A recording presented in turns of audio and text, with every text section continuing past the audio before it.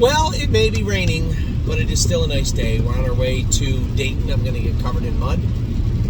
That's inevitable. I was covered in mud this morning, actually.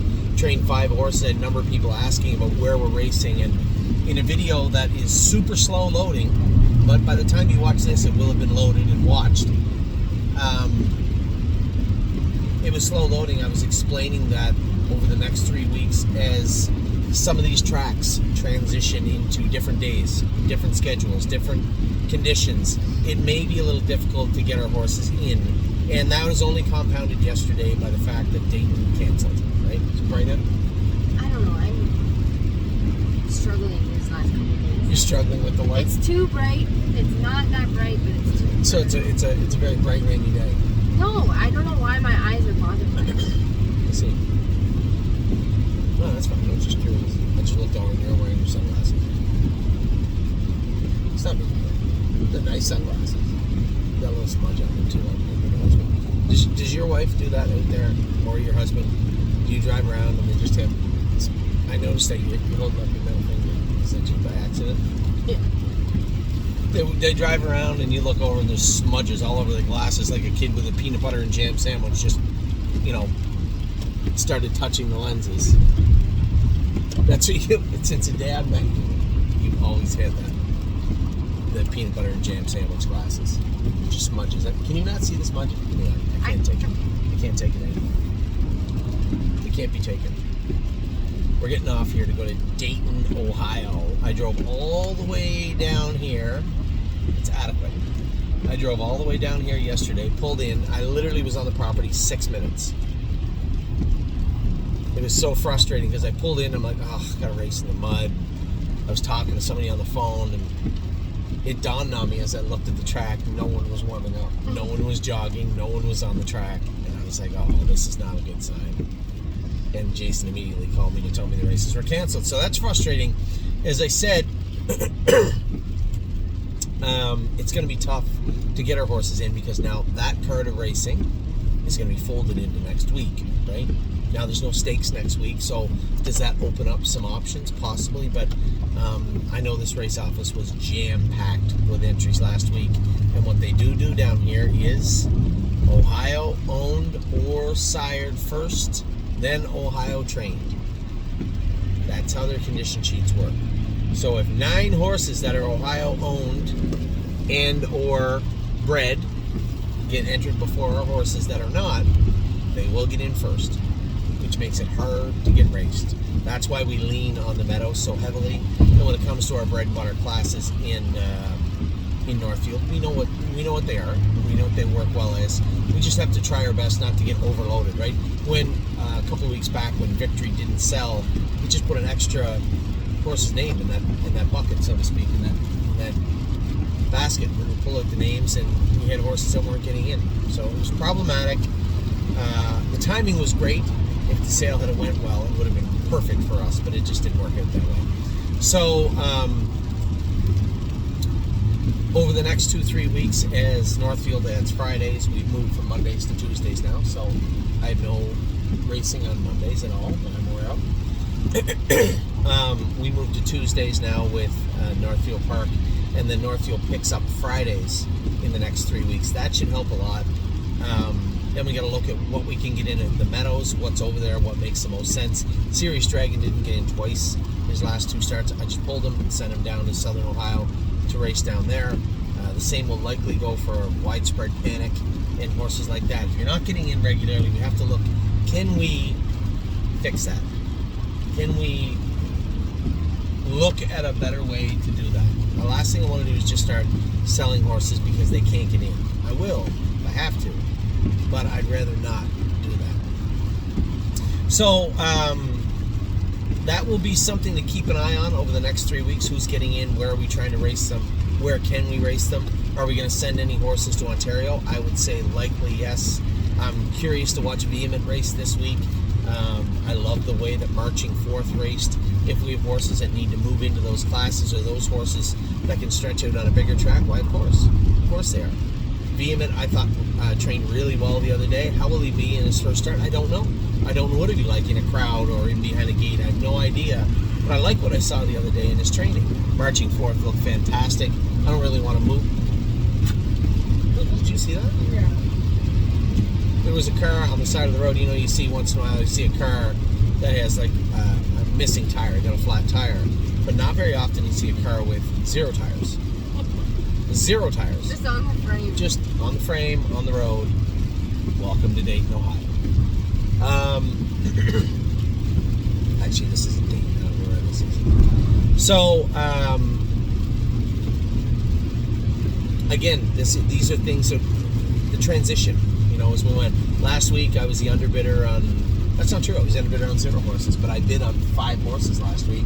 Never got any of them. I didn't think any of them were absolute necessities, so I just let them go. There was one going today. Obviously, I missed the boat on that guy too, but I'm sure he brought a little bit more than I thought. Because right now, my brain is focused on 2 things. I have to be able to compartmentalize right now. Number 1 for today is Aunt Lily and Gorgeous Package in Dayton, Ohio. And then immediately after that, close that door. The racing is over for us, for me, for a few days. We're going to focus on the babies and the sale. So we will run through the horses that raced last week. We had a number of horses that got turned out the other day. The result of being in the field now. We sold Princess Dream also. Maddie. I had to stop the video today. She had the fake crocodile tears out about Princess Dream. She goes, "Baby Princess?" I said, "Yeah, she's racing tonight." She calls Gorgeous Package Baby Princess. But she also calls Princess Dream Baby Princess. She goes, "What about the other Baby Princess?" And she knew very well what I had told her. I said, "Well, financially speaking, she is not with us any longer." Well, what happened? And then, of course, pretended to get all upset and sad. She's fine. She also said she wanted another dog. So, Oh my god. yeah. She knows how to, she can be a little manipulative sometimes. She must get that manipulative. Yeah. So last week we had All Gas No Brakes continue his win streak.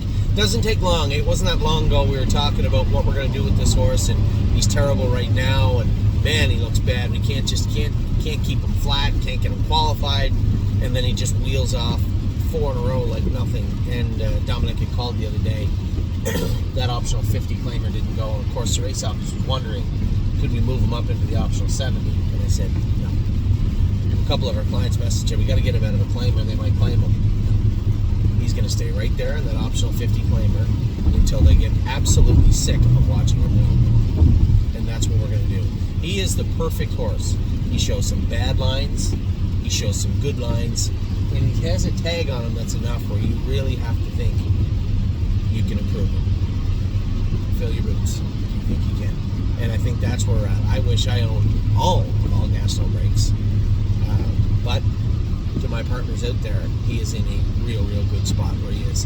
And a week off after racing 4 weeks straight ahead certainly isn't going to hurt him at all.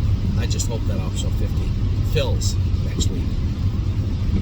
It was nice to see Looks Like Money and Yo Mr. race the other day. Both raced very good. A little disappointed that James picked over Looks Like Money to drive. He's driving the better horse, the Amigo horse, but I am eager to see how Money responds and how he comes forward in the coming weeks. And then, of course, we didn't have a lot on Tuesday, but Wednesday was a huge day, and it was out of the blue. It was a very uplifting day. You know, we went through some tough stuff the week before that. Were you going to just answer your email? Because, you sure about that? Because that gentleman just, no? You sure? I'm just checking.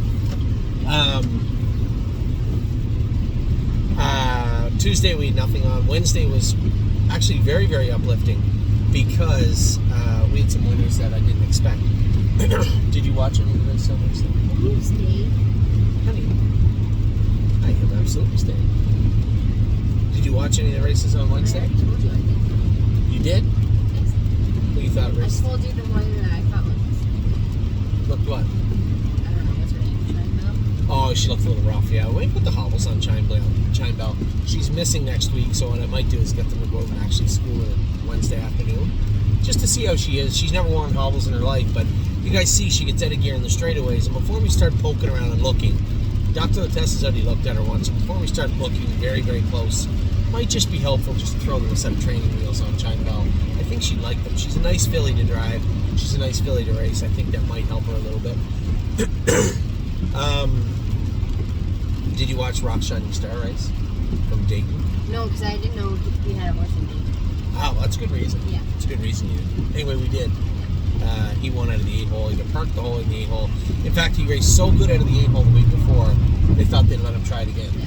They gave him the 8-hole They again. get parked again. No, he didn't. He made front. He won. He raced really, really good. You know, the horse, I'm looking at the list quickly. The horse that impressed me the most on Wednesday night, Fire and Shine. She raced so good. Left hard of the 7-hole, sat in the 2-hole, and chased down the leader to win in 57, which was a full second faster than Rosa and Alexandra, who I hold in pretty high regard. I think she's a really nice filly. Chime Bell was second, raced good. Rock Shining Star was a winner. George did not race well. I told everybody in the video this morning, I think it's time. I think we're going to pull the trigger. George is on his way over here. We'll race him in the non-1-2 condition claimer at Northfield. I think he'll fit in well. And Dominic had said, well, you know, he fits the Harvest Series. I said, Dom, he's not good enough for the Harvest Series. Not unless it's got extremely diluted from what I remember it as. He said, well, you know, he's as good on a half as he is on a 7/8. I said, well, you're making a very good case for him to come south of the border. And that's exactly what we'll do. What we've done is send some horses to train back in Ontario, and we will continue to do that. I do want to send some other horses over there. As I said, I could see a horse like Behemoth maybe going there, maybe marching forth, but no guarantees.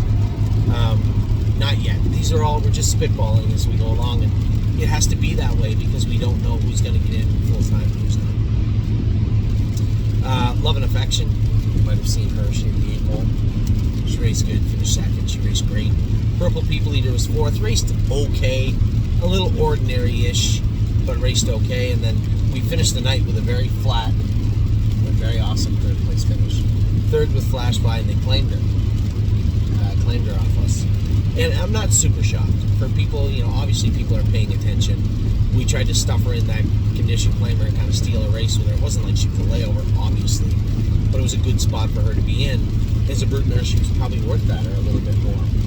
But where we would have to get our money for her would be Harrisburg or around that time. So now you're left paying training fees and shipping and sale fees on a filly. I think $25,500 free and clear is not a bad deal. Now Thursday, I thought Memento Mori raced great. It was a great day, top to bottom. I think short of one horse. Country Dancing was flat, and she went to the field. A little disappointed with her trip to Kentucky, but that's racing, unfortunately. What we're all seeing now, what we're all going to see, and you and I are going to talk about all the 2-year-olds in the end this year, top to bottom. We're going to grade them as of right now, of what they've done all year. These aren't what we believe they're going to do. This is what they've done all year. And we're going to talk about them. That's going to be a real cool video for you and I to do. So, I thought Memento Mori raced good. First start barefoot. We are running into a little bit of an issue where Scott may jump off this horse next Friday. Now, I will be in Kentucky if he does. And if that comes to fruition, then so be it. That's what will happen. I think Memento Mori, we'll talk about another horse that raced today that will be heading to the Breeders' Crown. I think Memento Mori is one that deserves a shot. And then our other horse, we'll talk about him also in a minute, Captain Incredible, and what our plans are with him. But Memento Mori raced great the other day. 3-point Blue Chip raced very good also. Not very often you can put him on the hammer. You got to be very careful. You really got to read the horse. He's feeling good that day, and he's feeling it, and he wants to race. You can put him on the front. If he's happened to have a bad day and looks like a bit of a cranky bear, do not put him anywhere near the front end. You'll be very disappointed with what happens next. He felt good the other day. I put him on the front. He raced great. Stay close. Absolutely jogged. Earplugs in. 53 and a piece with him. That's the kind of horse he is, right? You get him in with horses he should be, and he usually lays waste to them pretty good. He's a nice horse. Side note, what about George becoming your Northfield? Oh, next week sometime. What? I just want to get see if Dom can tell me that. Oh, yeah, the goggle for the filly. Yeah. All right, yeah. And Insider Trading raced well again. That's qualifier in 2 good races now. She's sharper in the Flash By race. Hard to know. She's probably worth twice that. Now I could put her in the 30 where she brings 52. That's close. That's close. She can get there, but I think you let her win her way out of the numbers of 2 and 3 over in the Meadows first. But yeah, I think you're right. She can fit in that class probably pretty easy. So there's no shortage of our horses right now to fit in there. We just have to make sure we get the right horses in the right class every single week, or do the best we can. And of course, it's not lost on me that we are at the mercy of the race office and other entries. But we have a lot of good horses that fit a lot of very, very good classes right now. Now, yesterday, Drebin, in fairness, he was a little flat. Now, the good news was the scope was clean. We did not get his blood back yet. He was a little bit flat, and he did whistle him over the half at 55 and 4, so that might have softened him a little bit also. I don't know, but he fits in that class. He's trotting good. He looks good. He looks he's going to be a nice horse for us, so no concerns there. Grand Slam VO, we get the consolation because of this, but this only 10 times harder and 20 times the win yesterday is what I drove through to get to date. It really never dawned on me all day that the races would be canceled. I don't know why, but they were. Marching Fourth looks like we got him screwed down real good now. He was awesome yesterday. I had not talked to Mike Wilder about him, but I can assure you he liked him before the race. I'm sure he liked him a lot after the race also. Then I get all the way down here. We were canceled, Race for Landing and Irresistible Sun. They trained this morning. I will talk about that in a minute. Watch Your Mouth made a break. George the Jungle made a break. Resolve Indeed raced terrible to end out the night. So a tough way to stop the night. Now, today, I got up this morning. I had 5 horses to train. It was muddy. But I wanted to go with these horses, so I was really torn. Do I put my mud gear on and brave the elements, or do I watch somebody else do it? Normally, I would pick the latter, but today I picked the first one. I picked going out with him. I trained Pickpocket, and he kind of ruined the day for everyone else. Pickpocket trained like a monster this morning. 56 last half and 57 in the mud, and we needed fenders on. It was not a good track. He was way better than I thought he'd be over Northfield Park. That was a surprising training trip, one that will tighten him up really well for Dayton next Friday. I went out next with Casanova Hall. He was very good, Casanova Hall. 58 last half, 58 in the mud. I thought he trained good. I thought a little soft, but I mean, you're trying to compare him to Pickpocket, who's already won in 53 this year. Then I went out the door with Irresistible Sun. He was on the left line a little bit, same as he was in Delaware. We got a plan for that. And he was a tiny bit flat. Scoped good. Mike has got a plan to get him squared back away. He really needed that race last night, and it really sucked that we didn't get to. He would have been the favorite. The only horse that would have beat him would have been a Sire Stake horse, and he was scratched when Jason got there. So we would have had the favorite in both races last night. Instead, we drove all the way down here and did not be able to race. After that, I went with Race for Landing, 58 last half and 58. He was good also.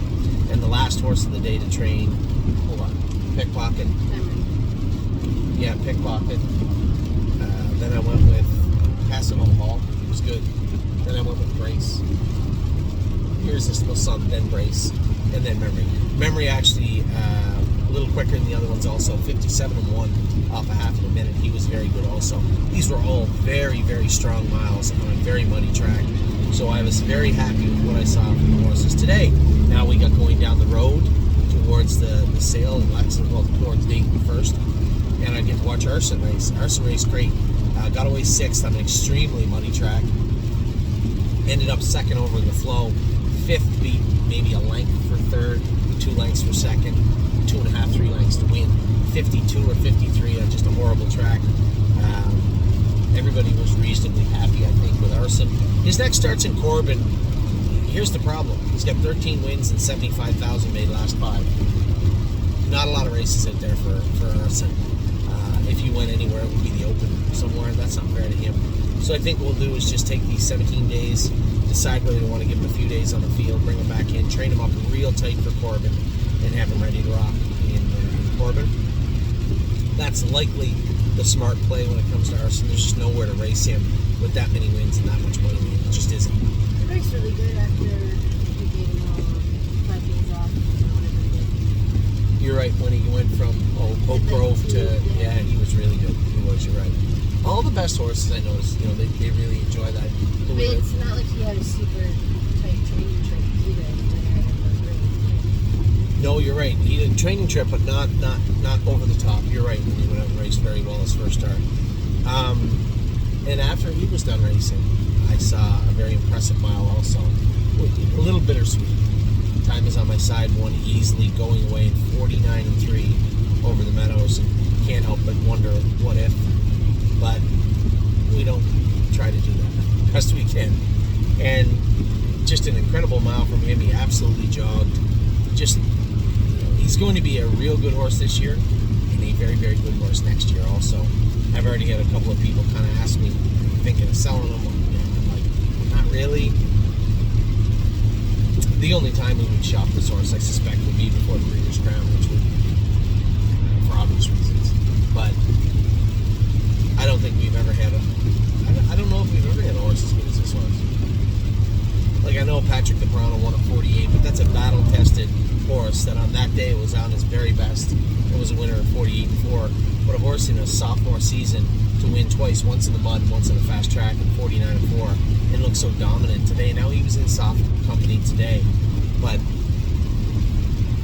aside from some of the usual suspects that have been just mowing people down this year, Captain Albano, and James' horse a little flat in the jug, but has been such a good horse already. Won at 46-3, I think, or 46-4. Some of those killers, they're present. They've been there, but are they getting a little tired also? Time doesn't seem to be. So maybe as we head into the Breeders' Crown, we count our blessings on what was not, instead of being depressed about what was.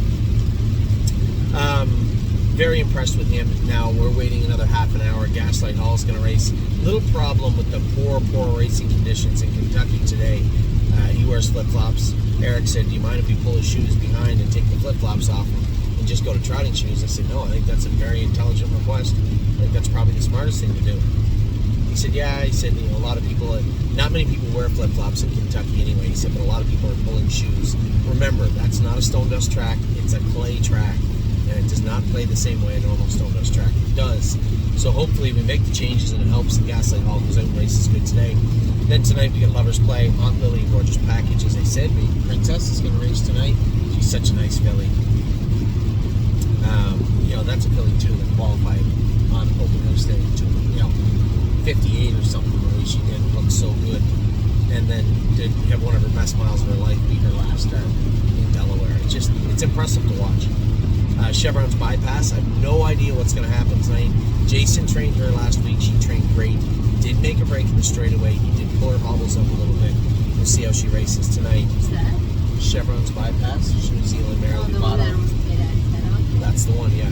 Told Addie. Where'd you get that one from? We bought her at a Kentucky. Irvin Miller was racing her. Oh. She was third, beat a nose at 49-4, 3 starts ago.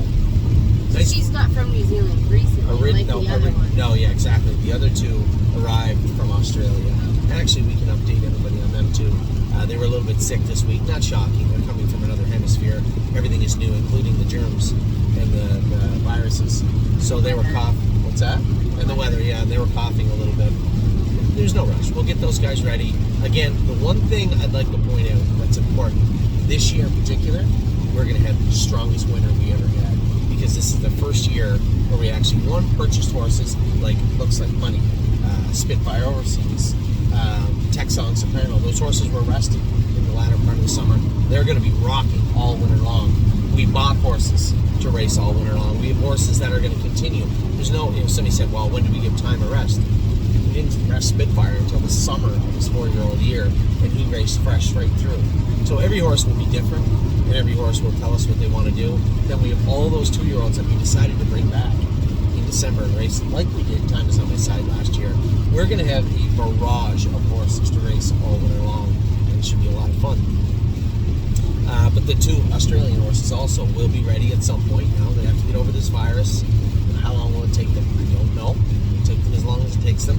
Right now they're just jogging, and staying in shape. And as I said, we'll start training them. I'm back next weekend. If they're healthy this week, I'll probably train them both next Saturday at Northfield Park. And then, of course, probably the best trot filly we've ever had, I think, by far, Bear, in Tactical Mounds, races tonight for $250,000 at date, and she drew the outside post up. So that is what took place last week. Obviously, the biggest news of the week is what's coming up after date today, and that is the Lexington sale. A lot of people heard me say last week, you know, if the buckets don't sell out, I'm just not buying horses for them. Now that can come about in a number of ways. If we've sold some of 2 buckets, do we buy, you know, do we allow people to just refund them or credit them and say you get first choice of the horses that we buy? I can do that. The whole point of the buckets, everybody, is to allow me the confidence to go and buy the horses, to know that people want to buy into these horses. I can't just go buy horses and hope and pray. Now, if anybody can, I can, because we have over 900 clients, and yeah, I'm sure the horses will sell out, but I'm just not putting myself in that position. So how we go about doing that, I don't know. We'll see, but it'll be somewhere between not buying the horses we were going to buy. No, obviously the Trotter and the Pacer are going to sell out. The Trotting Fillies and Colts are well on their way to selling out. Just those 2 generic buckets that have not. We just buy some horses, put them in there, and allow everybody an opportunity that owns the buckets, any of them, first priority. That could happen. I mean, I want everybody to be happy, and I want everybody to get the horses they want. But you have to put yourself in my shoes also. I'm well in your shoes. I know exactly where you're coming from. Anywhere from I want to pick my own horse to I want to see what you get to I don't feel comfortable without, you know, just giving my money over. I get it, 100%. I think we've done enough and shown enough of what we can do with the sales where people may feel a little more comfortable, and if they don't, that's perfectly fine. My side of the boat's different. I can't go buy those horses on paper promises, right? And I still think we can tweak it again. Like, we did. I like what you the 2 like number 1 buckets were the top horses. They sold out, and I made the other buckets a little smaller, a little more economical. I assume 3 Trotting Fillies, 3 Trotting Colts. We are going to go through with that. Yeah. But as far as everything else is concerned, everything's up in the air. We could go. Well, how much was the bucket of 3 in it? Well, it was a $110,000 bucket. It could have been 3 or 4. I envisioned 3 or 4. Each horse is worth 25 or 30. Okay, Yeah. so instead of that, why don't you just put Because then people Trotting are. Colt 25,000? Then people are going to say, no problem, as long as it's not New York or not New Jersey. Can't do that. And I think we need to come to the realization that, you know, last year we wanted everything dual eligible. But this year, if we're going to be smart and tactical, and we're not the only ones thinking about this, everybody that has any foresight in this industry about buying babies is saying and doing the exact same thing I'm thinking of right now. You're not going to see any 4-horse finals in New York next year. Chapter 7 resides there. Really, he's the only trotting stud there that I would buy horses by. I would maybe try my luck with the back of the neck, but they're not until next year, right? Maybe the year after. No, I think next year. But we have to be a little more tactical. So I know some of our clients out there are specific about, I don't want New York and New Jersey. You know what, guys? It may be worth looking into it, is all I'm saying. So how those buckets sell out, I don't know yet. We'll see. I'm not going to overextend. I'm not going to put myself in a bad spot. I'm going to do the best I can to be responsible, financially responsible. We do have Harrisburg. And I am looking at Ontario breaks down here too, for Ontario clients. I saw a nice green Manalishi. Well, the green Manalishis are not going to slip by anybody this year. You know, we've had good luck in the past with muscle mass. A little under-delivered this year. Gaslate's he's going to be a nice horse. Not what we want him to be yet. Chicago Hall, although made 50 and trotted in 55, hasn't taken a mark yet and is not that horse we want him to be. And Princess Dream, never got to see what she beat because we sold her, but yeah, we might have made a couple of dollars, but not much. But at the end of the day, she wasn't quite yet what we wanted her to be, and we never had an opportunity to see where that would go or if it would ever come to fruition because the amount that was offered was just too high not to turn down. I see a horse at the bottom of the list tomorrow. What a pickup Save America was. What a killer. He's been 6-5 in the open at Northfield tomorrow. Second at 48 last week. Just been such a nice horse for us since we got him. It's so weird because the scouting report on this guy was he's okay. He's a fast, okay horse, a bit of a coward. He come first over and was beat half length in 48 last week. And you just never know. You never know. We continue to acquire good horses. We'll always have a place to race them. So that is what went on at the track. The sale, yes, we have a ton of horses picked out. Steve said his list had 200 on it, I think I heard him say. Mine's got 157. My top list, I tried to whittle it down. It's just south of 30. Top 15. My top 15 has just less than 30 in it. But you know what? We are going to acquire our horses. I'm sure of that.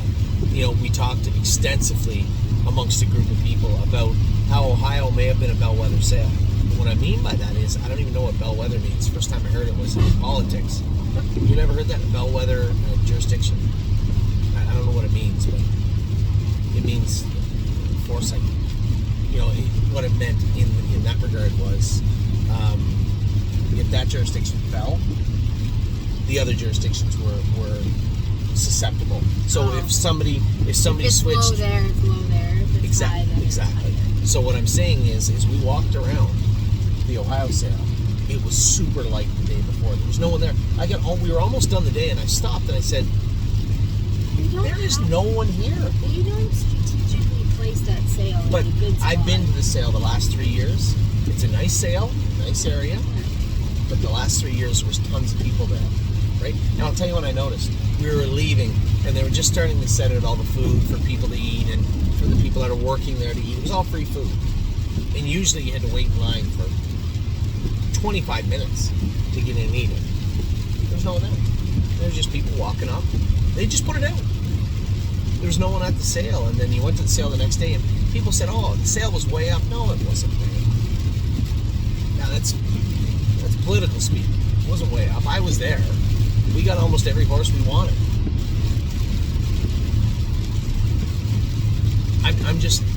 I believe that possibly we're going to roll into this sale, and especially with this weather, there's going to be people buying horses regardless. But I'm very curious to know, is it going to be way up? Is it going to be down a little bit? Is it going to be kind of even Steven from last year or the year before or whatever? It's really going to depend on if all the top guys want the same horse or not. Yeah, and that's the other thing. Who's everybody going after? It's going to be a very interesting sale. It is every year. I love that. As much as I love looking at the babies, I love watching the political side of the stable, or the sale, unfold. The storylines, as I like to say, it's always very, very interesting to watch how it plays out. So I'm interested to see that. I do believe we're going to get the horses we want. Now, there's a lot of horses we want. If Steve's list is 200, mine's 150, yours 130, you know, Rob's and Jim's are well over 100. We're looking at horses. Daniel's, you know, of course we're going to get the horses we want because we want everything. But which ones? I'm very curious. I'm going to sit down with you and Steve, and I did this in Ohio. Took all of our top 10 lists. Who do you think is going to get more of? What's wrong? What are you looking at? Oh, it's all right. Who's going to get more of the list they want? Now, in my top 10 list, I got number 2, 3, 4, 5. Now, it's unfair a little bit because I'm the one bidding, but I'm curious to see which horses we get out of the sale. I think we're going to get one, if not two, of my top picks at the sale. I'm interested to see it. I'm interested to see how Japan does. You know, I think a lot of people are going to prop them up the same way they did Green Shoe last year, and it might pay off and it may not. There's a couple that were really good, and I'm not upset or disappointed with Melisandre. One, she's going to hold her breeding value, and two, she did qualifying 2-1, you know, which is nothing, but she has a lot of growing up to do, maturity-wise, physically and mentally. She has to grow up a lot. There's nothing wrong with that. It's not her attitude. It's not that her joints are wide open. It's everything. She's just a little bit immature. She has to grow up. Gymboree, there's another filly. All those horses. And you made a good point the other day. We have to revisit who we send to Kentucky, when and why. Yeah. If everybody is going to be here, and you have good trotters trotting at 55, making $12,000 or $13,000, maybe we shouldn't be here. Well, she doesn't have a choice. She doesn't have a choice, and that's another storyline with Gymboree. Jim, no, she doesn't. Oh no, she's a Walmart. You're right. Yeah, she's a Those ones Walmart. have options. And I think when we go to staking next year, you make a very valid point. What do we do when we look at the staking of the horses? You know, it's very disappointing to have to pay thousands and thousands and thousands of dollars to stake. But as I'm learning also, it's very disappointing to not have horses eligible to races you want to race in. So you really have to, there has to be some give and take there. And we'll continue to try and be as conservative as we can. I think year over year, over the last 5 years, we've done a better job of staking. It's never going to be perfect because the reality is, how many of the stakes do we really race in? No, but You have to leave the door open. People want to buy your horse, and it's not staked. And I was just getting that twofold. Then you get less. One, we don't want to be left out and saying, well, we bought a very good horse, but we just didn't stake it. That's dumb. We're not going to do that. And two, you hit it right on the head. People don't want to buy horses that aren't staked. And that's the reality of it. So many storylines just come crashing down, both the year in racing in regards to this sale. 2025 starts Monday. That's the truth. Now in Ohio, it started 2 weeks ago. We've already got all the horses jogging. I saw you. You're brave. I saw you jogging the babies the other day. Who'd you go with? I went with the Tom horse. Oh, the Emerald Tom? Yeah. Yeah, I was he. Fine. Yeah. And I went with the crazy. Oh, Supermind? Yeah. How did he trot up front? Very good. I saw the filly trot the other day, the Duchess filly. I thought she trotted really nice. I haven't gone with it yet, but so all our horses are broke and jogging. We haven't brought some of the homebreds in yet. I know I continue to get inundated with Miss Mildred, the Sweet Lou filly. When's she coming? Yeah, When's she coming? When's she coming? We'll get her. Don't worry. We have some other horses to pick up yet. Just let us get through Lexington, and then Lexington gives us really. Now we look at Ontario, but Lexington gives us a month breath before Harrisburg. We have everything polished up pre-Harrisburg before we start to go to Harrisburg. All of our horses will be shod and broke and jogging. You might even see the hobbles on some of them, the pacing hobbles anyway on some of them before we go to Harrisburg. It's possible, but there's no rush. But we do like to have everything polished up, pre-Harrisburg purchases polished up at Harrisburg. I have to go into that lane right there. Ooh, not a very good co-pilot, you know that? It's a big screen right there. You weren't helping out very much. No, we're going the right way. We're going straight towards Cincinnati. We're about 30 minutes away. So with that, just a ton to talk about today, and this is the same stuff that we're going to go through over the next 2-3 weeks. Our barn is the stories of our barn are going to be dominated. The headlines are going to be dominated by the babies and the sales and just seeing what's going on. So pleased with the pickups we made. Very fortunate in the pickups we made this fall. You guys are pretty greedy. You stole all the shares. I got none. None of anything. I thought the Vehement purchase was great. I thought Marching Forth, I've been waiting for that guy for a little bit. We were lucky to get him. He looks like he's going to make that impact. And they're making, so far now, Vehement's just starting on Wednesday, but Marching Forth, second and fourth with him already. And some of the other horses have been racing great too. The filly that we raced on Wednesday, what's her name? Love and Affection. She hasn't lit the world on fire, but she looks good. Chime Bell also has looked good. We've been fortunate. We're going to continue to acquire horses. Be on the lookout for some of those bigger names. We can pick a couple of those horses up in preparation of the winter. I'm just so excited. This is the most excitement I've had for the winter racing ever in my life. Because winter was always, how are we going to get from the baby sales to the spring when the other horses come back? How are we going to acquire enough horses to keep everybody happy? I think we do. I think we have. And I think we will.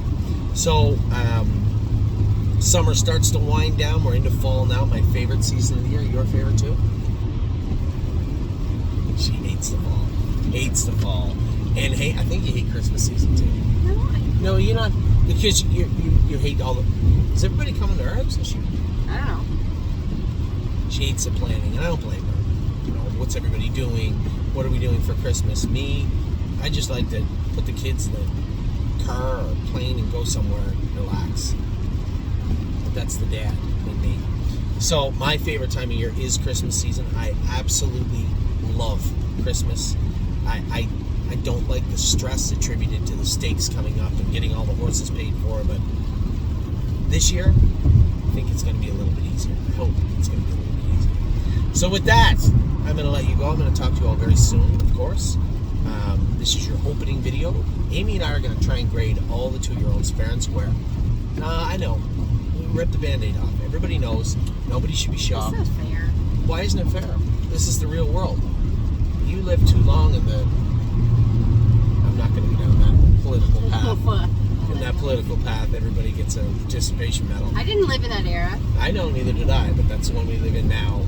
And that's not what we're doing today. We're going to grade all the horses, talk about what we think our options are for 2025, what we'd like to see improved with the horses, and if they're just going to be overnight horses or stake horses. Both are fine. I want to categorize the best I can.